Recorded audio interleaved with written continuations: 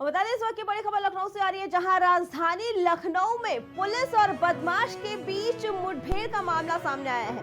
कमलेश तिवारी नाम के बदमाश से पुलिस की मुठभेड़ हुई। बता दें कि कमलेश तिवारी ने पुलिस पर ताबड़तोड़ गोलियां चलाई थी, तो वहीं जवाबी कार्रवाई में पुलिस ने भी फायरिंग की। पुलिस की कार्रवाई में कमलेश के पैर में गोली लग गई। कमलेश तिवारी पर 28 आपराधिक मुकदमे दर्ज किए गए हैं। जानकीपुरम थाना क्षेत्र के भिटौली क्रॉसिंग के पास ये मुठभेड़ का मामला सामने आया है, जहां पे बताया जा रहा है कि ये पुलिस की कार्रवाई थी और जिसमें इस कमलेश के पैर में चोट लग गई है। कमलेश के ऊपर बताया गया कि कुल 28 आपराधिक मुकदमे दर्ज किए गए हैं। ये अपडेट आपको बता रहे लखनऊ के जानकीपुरम थाना क्षेत्र का है, जहां पे भिटौली क्रॉसिंग के पास मुठभेड़ का ये मामला सामने आया है। राजधानी लखनऊ में बदमाश और पुलिस के बीच मुठभेड़ हुई, जिसमें बदमाश के पैर में गोली लगी और वो पुलिस की गिरफ्त में है।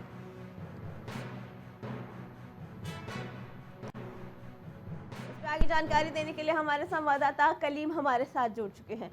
कलीम, क्या कुछ पूरा मामला है? बताया जा रहा है कि 28 मुकदमे दर्ज हैं और मुठभेड़ में फिलहाल वो पुलिस की गिरफ्त में है।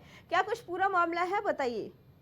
देखिए आरती जी, जिस तरीके से बात की है, जानकीपुरम इलाके में सोमवार को एक स्कूटी सवार 2 युवकों ने लूट की घटना को अंजाम दिया था। यानी कि महिला के साथ जिस तरीके से लूट की घटना हुई थी, उस मामले को लेकर के पुलिस सीसीटीवी के आधार पर जो टीमें लगी थी वो उसकी जांच कर रही थी। लेकिन अगर बात की जाए बीती देर रात जिस तरीके से पुलिस को मुखबिर के द्वारा सूचना मिली कि जो संदिग्ध व्यक्ति है यहाँ पर कुछ आवागमन उनका दिख रहा है, तो उस आधार पर जब पुलिस ने एक क्राइम ब्रांच के साथ वहां पे घेराबंदी की, तभी स्कूटी सवार जो 2 युवक थे वो आते हुए नजर आए थे। जब पुलिस ने रोकने का प्रयास किया था, उसी दौरान पुलिस पर एकाएक फायरिंग की गई थी, जिसमें जवाबी फायरिंग में जो बदमाश था उसके पैर में गोली लगी थी और इस दौरान एक बदमाश मौका पर पुलिस को चकमा देकर फरार हो गया था। लेकिन अगर दूसरे की बात की जाए तो दूसरा जो है गिरफ्तार कर लिया गया था।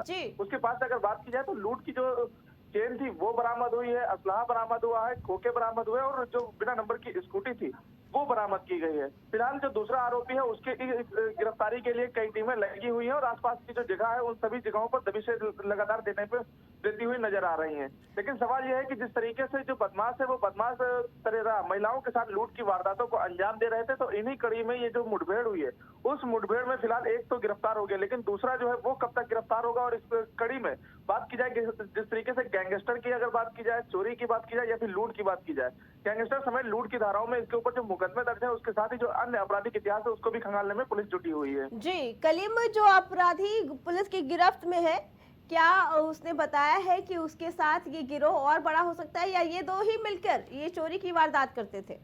देखिए फिलहाल अभी जिस तरीके से बात की जाए वो अभी गिरफ्तार हुआ है, क्योंकि उसको घायल अवस्था में अस्पताल भेजा गया था और अस्पताल भेजने के बाद अभी जो उसका आपराधिक खाका है वो चेक खंगाला जा रहा है। और खंगालने के साथ साथ अगर बात किया, जब तक जो दूसरा साथी है उसकी भी गिरफ्तारी का फिलहाल प्रयास किया जा रहा है। और उसके बाद जो इस गिरोह की अगर बात की जाए, इस गिरोह में कितने लोग काम करते हैं, क्योंकि ठाकुरगंज से ये जानकीपुरम इलाके में बात की या फिर शहर भर में घूम घूम के जिस तरीके से लूट की वारदातों को अंजाम देने की बात की, उस तरीके से लूट की वारदातों को अंजाम दे रहा था।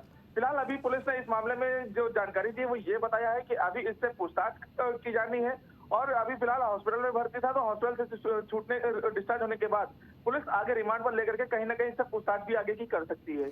जी कलीम, आपका बहुत बहुत धन्यवाद।